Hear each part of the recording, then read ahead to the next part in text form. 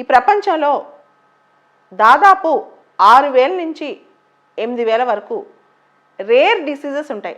అంటే అరుదుగా అతి కొద్ది మందికి మాత్రమే వచ్చే జబ్బులు అన్నమాట. 80% రేర్ డిసీజెస్ జెనెటిక్ పరమైనవే. అంటే వాళ్ళు తాత ముత్తాతల నుంచి ఎక్కడో జెనెటిక్గా వచ్చే డిసీజెస్. అరుదైన క్యాన్సర్లు, కొన్ని జెనెటిక్ డిసీజెస్, అరుదైన బ్రెయిన్ డిసీజెస్, ఇలాంటివన్నీ రేర్ డిసీజెస్లో ఉంటాయి. భారతదేశంలో రేర్ డిసీజెస్ అనే వాటిని ఎక్కువగా పట్టించుకోలేదు. మన మెడికల్ టెర్మినాలజీలో రేర్ డిసీజెస్ అనే మాట ఉన్నా సరే దానికి సంబంధించిన రీసెర్చ్ డెవలప్మెంట్ సరిగ్గా జరగలేదు. దానికి కారణం రేర్ డిసీజెస్ మీద ఎక్కువ ఫోకస్ పెట్టడానికి అతి తక్కువ మంది జనాభాకి ఇది వస్తుంది. దీంతో వాళ్ళని ట్రీట్మెంట్ కోసం ఎక్కువ ఫోకస్ చేసే శక్తి ఫార్మాస్యూటికల్ కంపెనీస్ కానీ మందులు కనిపెట్టడానికి లేదనమాట. దాంతో రేర్ డిసీజెస్ని కొంత చిన్న చూపు చూశారు. కోర్టులు కానీ ప్రభుత్వాలు కానీ చాలాసార్లు రేర్ డిసీజెస్ మీద ఫోకస్ పెట్టాలని చెప్పి గైడ్లైన్స్ ఇవ్వటం, హెచ్చరించడం జరిగింది.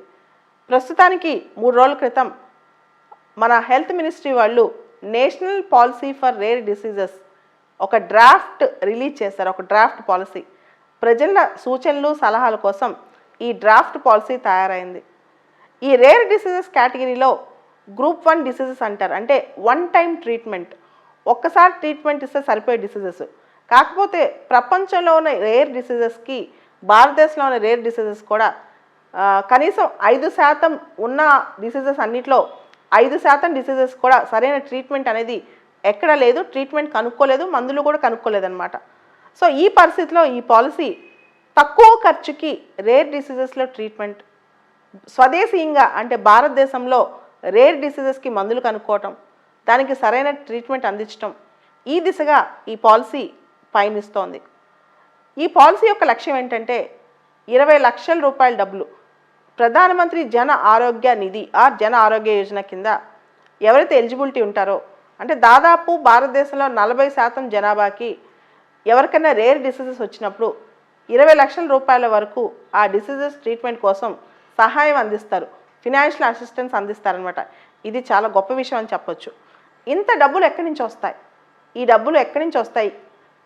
రేర్ డిసీజెస్కి ట్రీట్మెంట్ కానీ రీసెర్చ్ కానీ ఖర్చు పెట్టే డబ్బులు క్రౌడ్ ఫండింగ్ ద్వారా తీసుకురావాలని చెప్పి పాలసీ ఆలోచిస్తోంది. క్రౌడ్ ఫండింగ్ అంటే కార్పొరేట్స్ నుంచి, గొప్ప వ్యక్తుల దగ్గర నుంచి, వీళ్ళ దగ్గర నుంచి ఫండ్స్ కలెక్ట్ చేసి రేర్ డిసీజెస్ డయాగ్నోసిస్ కానీ ట్రీట్మెంట్ కానీ దానికి సంబంధించిన రీసెర్చ్ కోసం కానీ ఖర్చు పెట్టాలని ప్రభుత్వం ఆలోచిస్తోందనమాట ఈ దిశగా. అయితే ప్రధానమంత్రి జన ఆరోగ్య యోజన ఇంతకుముందే ఈ ప్రోగ్రాం వచ్చింది. దీని కింద రేర్ డిసీజెస్ ట్రీట్మెంట్ కూడా తీసుకురావాలని యోచిస్తున్నారని అర్థమవుతుందన్నమాట.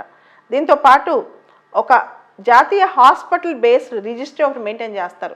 రేర్ డిసీజెస్ కోసం ఒక రిజిస్ట్రీ మెయింటైన్ చేస్తారు. అంటే ఎలాంటి డిసీజెస్ వస్తున్నాయి, ఎంత జనాభాకు వస్తున్నాయి, ఏ ప్రాంతంలో నివసించే జనాభాకి ఎక్కువ డిసీజెస్ వస్తున్నాయి, ఎలాంటి జెనెటిక్ లక్షణాలు ఉన్న వాళ్ళకి ఇలాంటి డిసీజెస్ వస్తున్నాయి.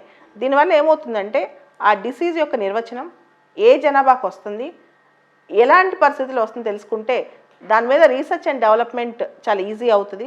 దానికి సంబంధించిన మందులు కనుక్కోవడం ఈజీ అవుతుంది. కాబట్టి ఒక నేషనల్ హాస్పిటల్ డేటా రిజిస్ట్రీని రేర్ డిసీజెస్ కోసం పెడుతున్నారనమాట. సో రేర్ డిసీజెస్ అంటే one time treatment diseases, group 1 diseases. Rare diseases కేటగిరీలో ఒక క్రైటీరియా ఉంది, గ్రూప్ 1, గ్రూప్ 2, గ్రూప్ 3 అని. రేర్ డిసీజెస్ కేటగిరీలో గ్రూప్ 1 అంటే వన్ టైం ట్రీట్మెంట్ అనమాట. అలానే ఈ national policy for rare diseases ముందుగా డిసీజెస్ అంటే ఆ లక్షణాలు కనిపించగానే దానికి సంబంధించిన ప్రివెన్షన్ కానీ స్క్రీనింగ్ కానీ తొందరగా చేసి ఆ డిసీజ్ వచ్చిన వాళ్ళకి తొందరగా ట్రీట్మెంట్ ఇవ్వటం, దాంతోపాటు హెల్త్ అండ్ వెల్నెస్ సెంటర్స్లో దీనికి ట్రీట్మెంట్ ఇవ్వటం, డిస్ట్రిక్ట్ ఎర్లీ ఇంటర్వెన్షన్ సెంటర్స్ ఏర్పాటు చేయటం, అండ్ హై రిస్క్ పేషెంట్స్ ఎవరికైతే ఈ జెనెటిక్ డిసీజెస్ కానీ క్యాన్సర్స్ కానీ వచ్చే అవకాశం ఉందో వాళ్ళకి ముందు నుంచే కౌన్సిలింగ్ ఇవ్వటం, ఇవన్నీ కూడా ఈ పాలసీలో భాగంగా అయ్యాయన్నమాట. అలానే tertiary health care, primary secondary మాత్రమే కాదు, రేర్ డిసీజెస్ సంబంధించి టెర్షరీ హెల్త్ కేర్ ఇన్ఫ్రాస్ట్రక్చర్ కూడా స్ట్రెంగ్తన్ చేసి దాంతోపాటు ఈ 8 సెంటర్స్ను సెంటర్స్ ఆఫ్ ఎక్సలెన్స్గా డిజిగ్నేట్ చేయాలనుకుంటున్నారు. ముఖ్యంగా ఈ రేర్ డిసీజెస్ కోసం భారతదేశంలో 8 సెంటర్స్ను centres of excellence for rare డిసీజెస్గా డిజిగ్నేట్ చేయాలనుకుంటున్నారు.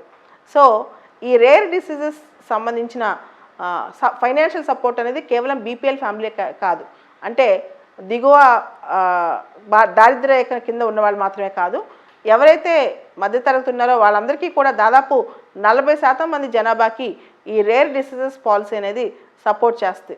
ఈ రేర్ డిసీజెస్లో రీసెర్చ్ డెవలప్మెంట్ వల్ల మనకి అర్థమవుతుంది ఏంటంటే ఏ చిన్న డిసీజ్ అయినా, ఎలాంటి డిసీజ్ అయినా 130 కోట్ల ఒక్కళ్ళకి 10 మందికి వచ్చే డిసీజ్కైనా మందు ఉన్నప్పుడే నిజంగా ఆ దేశం ముందుకెళ్తున్నట్టు, ప్రగతి పదంలో నడుస్తున్నట్టు లెక్క అనమాట.